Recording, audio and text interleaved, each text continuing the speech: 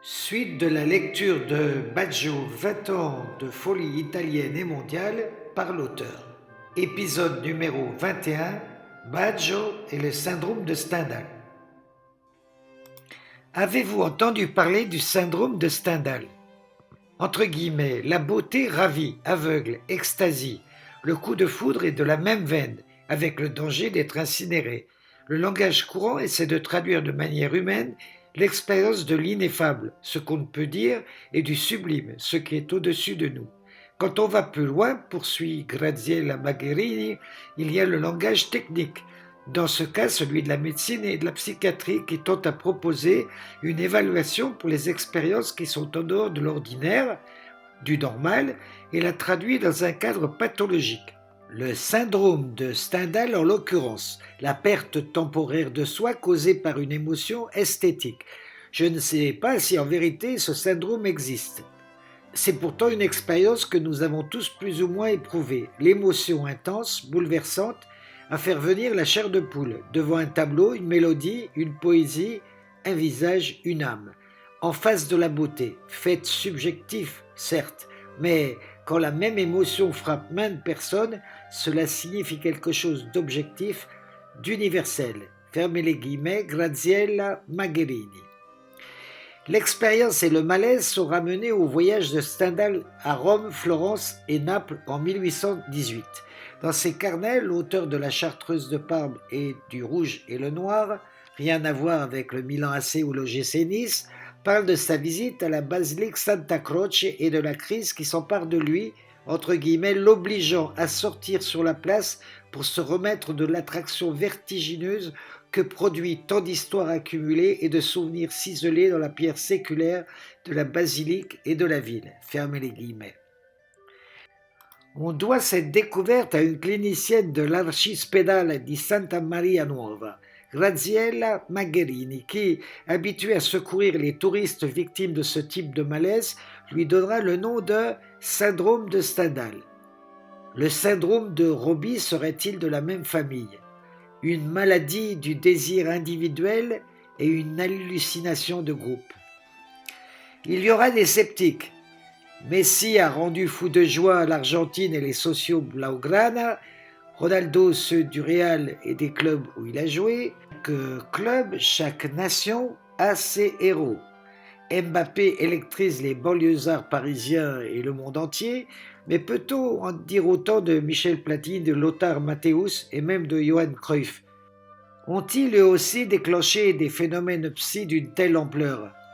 Alors, pourquoi toute cette logomachie au sujet de Baggio dont vous n'aviez peut-être jamais entendu parler? L'expression coup de foudre est appropriée, c'est Cupidon qui frappe les Florentins en plein cœur avant de le leur déchirer. Le malaise décrit par Graziella Magherini convient à l'amour que la ville des Médicis éprouve pour son poussin boiteux, battement du cœur qui s'accélère, bouffée de chaleur, perte de l'équilibre. La simple apparition de Robbie dans les couloirs d'un hôtel ou chez un marchand de journaux déclenche des réactions hormonales, un phénomène avec ce qui s'est passé pour Elvis Presley ou pour les Beatles. Un exemple? Quel autre joueur a vu arriver des centaines de gamins de son âge le jour de son mariage au lendemain d'une victoire en play-off contre la Rome? Il n'y a pas de vie des saints sans image pieuse, pas de légende sans épisode ni rebondissement. Or, la romance qui lie Robbie à Andreina tient du roman photo. On est le 24 juillet 1982. En face de l'atelier de Florindo, surnommé l'inventeur, il y a une pompe à essence. Après avoir éliminé l'Argentine et le Brésil, l'Italie de Paolo Rossi écarte la Pologne et triomphe de l'Allemagne en finale, devenant championne du monde pour la 3e fois de l'histoire. Ce soir-là, Robbie a 15 ans passés. Lui, ses frères et ses copains sont ivres de joie. Ils tournent et ils virent dans Caldoio sur leur Vespa. Comme un bonheur n'arrive jamais seul, Robbie apprend qu'il est convoqué pour un stage d'avant-saison avec les professionnels de Vicenza. Son sac est prêt, mais comme tous les ados appelés à quitter le cocon familial, il s'inquiète et il doute. C'est le moment que choisit une beauté pour passer en mobilette. Elle est dans le même collège que lui et leurs familles se connaissent. Robbie l'arrête très bien, mais il n'en a pas le courage. Entre guillemets, je me serais maudit, avouera-t-il pour le Guerin Sportivo, Comme elle repasse, Roberto tente le tout pour le tout et la siffle. Elle met pied à terre. Robbie traverse la rue et fait le malin. Elle le trouve un peu idiot mais mignon. Elle lui sourit. On se les imagine. La lumière rougeoyante d'un soir d'été, les yeux verts et or de Robbie, le sourire craquant d'Andreina, une pluie d'eau de rose et de papillons de toutes les couleurs, avec en fond sonore un tube italien façon bonbon fondant. Une légende revue et corrigée pour enfance de star, un extrait de la Bibliothèque rose, pas du tout. Le monde selon Baggio, ce sont des enluminures à la feuille d'or sur le parchemin d'un grimoire. Un album photo datant de sa première communion avec ça et là des pâtés d'encre et des taches. « Montre-moi ta bague » aurait lancé Roberto à Andreina. « Elle est jolie. » Roberto, 20 ans plus tard. Quand elle est partie, je lui ai chippé son alliance qu'elle tenait à la main et je l'ai glissée dans la chaîne que je portais autour du cou. Elle y tenait. C'est une bague que lui avait offerte sa grand-mère. Je lui ai dit « Je pars en stage, mais je serai de retour dans 3 semaines.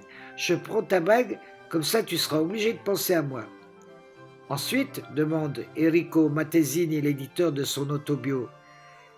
Entre guillemets, je suis allé en stage et je me suis rendu compte que j'étais foudroyé, red dingue d'amour. J'étais vraiment mordu, je ne faisais que penser à elle. Quand je suis rentré, j'ai découvert que c'était pareil pour elle.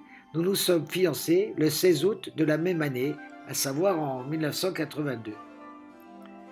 Robbie se blesse et Andreina veut le rejoindre à Florence. Il a besoin d'elle, mais en ces temps-là, en Italie, une jeune fille ne fait pas ce qu'elle veut.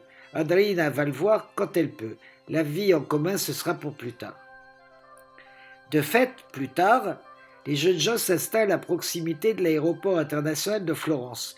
Ils sont taillés dans la même étoffe, même proportion, même énergie, même aura solaire, et tant pis pour les soupirantes de Robbie, il n'est ni Costa Curta ni Bobovieri. Fin juin 1989. Après le match de barrage à Perugia contre la Rome, que la Fiorentina remporte se qualifiant pour une Coupe d'Europe, le Gatsby du calcio file à Caldogno où aura lieu son mariage. Mais au lieu de patienter chez Mathilde et sa maman, il passe la nuit à boire du prosecco et pousse la sérénade sous le balcon de sa promise, empêchant tout le quartier de dormir. Ce fut une pagaille dont tu n'as pas idée. Je suis allé au lit à 7h du matin. Je devais me marier 3 heures plus tard, j'étais fracassé. À la moitié du repas, j'avais les yeux qui tombaient. Un futur directeur de la Gazzetta, Paolo Condo, s'en souvient 12 ans plus tard.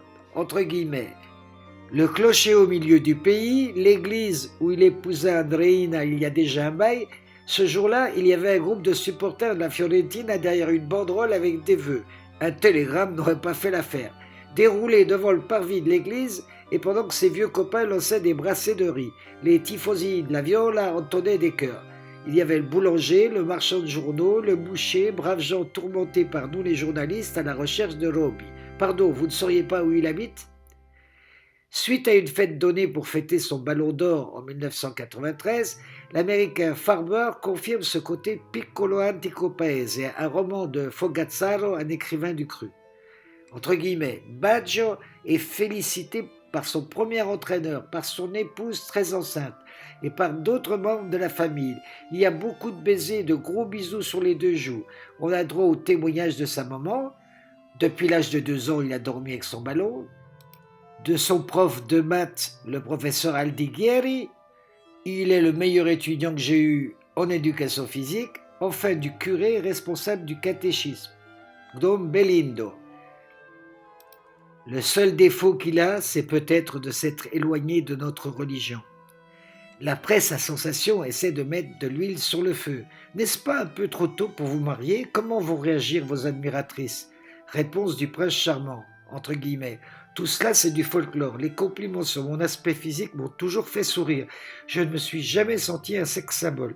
Pas plus que je l'ai trouvé difficile de résister à la tentation. Quand tu aimes une femme, cette femme existe avant tout. J'aime Andreina. Dans la vie, il peut se passer beaucoup de choses. Peut-être nous quitterons-nous un jour, mais aujourd'hui, c'est la dernière chose que je voudrais. Fermez les guillemets.